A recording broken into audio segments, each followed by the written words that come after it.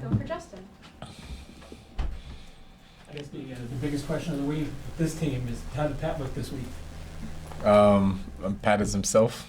Yeah, he's himself, and I play on the defensive side of the ball, so our job never changes regardless of whatever's happening around us. It's to just go and stop the Houston Texans offense from scoring points. So that's what the focus is.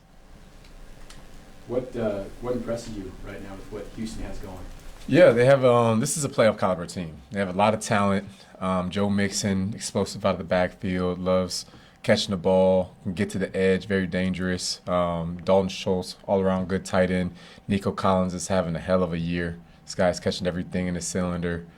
Tank Dell, very crafty route runner, does a good job. John Mechie, another decent wide receiver who does a really good job for him. C.J. Stroud, we know what his ceiling is. Offensive Rookie Player of the Year. Laremy Tunsil, perennial play left tackle. So they have a bunch of talent on that team, and D'Amico's done a good job rallying those guys, especially with all of the young core that they have to have them going in the right direction. Justin, it's been a while for you, but what parts of your time there do you remember fondly? Honestly, a lot. I don't have any ill will toward the city of Houston or the team. I'm happy that they're doing well, but also excited for the opportunity to play against them. It's always fun playing your old team because you know everybody on the field at the same time. So it's fun. Justin, you saw you guys had 6 takeaways last week and 5 sacks.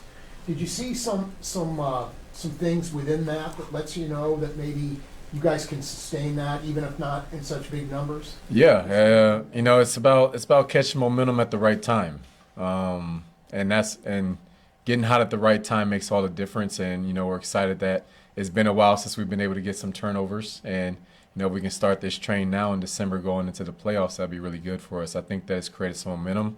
I think that's created a ball hawking mentality on the defensive side of the ball to hunt that ball, because when we did, we were able to punch it out. We were able to get interceptions. So just going to continue to build on that. Since you were a teammate of DeAndre's back in the day, when he was getting traded here, did you guys talk at all before he got here? Yeah, no. When he was a free agent the first time, I tried to make my pitch to get him to come sign here.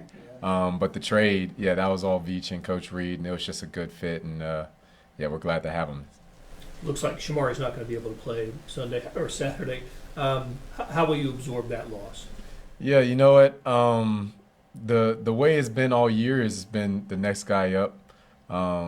We've had a constant rotation, and we have confidence in whoever is on the field. Chris Roland Wallace has been able to make plays. If he is able to make it, he'll be in there and he'll be making some plays for us.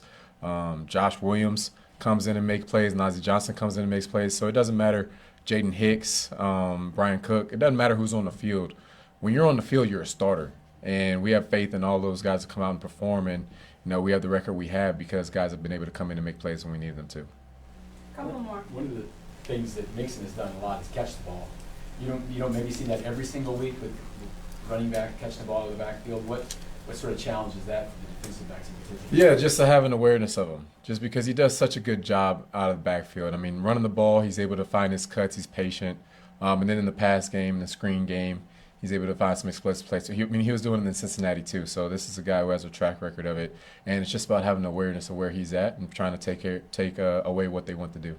Justin, your last year in Houston was Nico's rookie year. Did you kind of see him developing the receiver he is back then? Oh, 100%. 100%. The guys have their most growth in their first year. So to see where he started off towards even the end of the year, he started becoming the guy that he is now.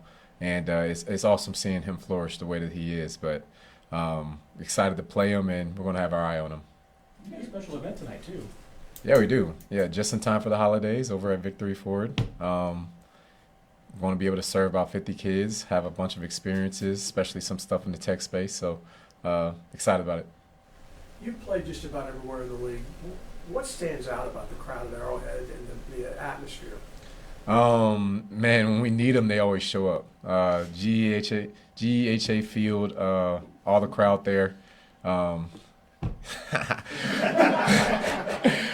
The fans there, I mean, you can't beat the atmosphere here. I mean, like the fans are incredible. It doesn't matter if it's 80 degrees outside or if it's negative 30 degrees outside. It's going to be the same atmosphere every time, and they bring the energy, and we feel it on the field, and just love all of that. Other than Arrowhead, what's the toughest place you've ever had to play? You know what? Seattle, when Seattle was rolling, that was a really fun atmosphere to play in. Green Bay, all the cold weather teams. Buffalo's another fun, tough atmosphere to play in. And Baltimore, yeah. Thanks, Justin. Yep. Appreciate it. Thanks. You nailed it.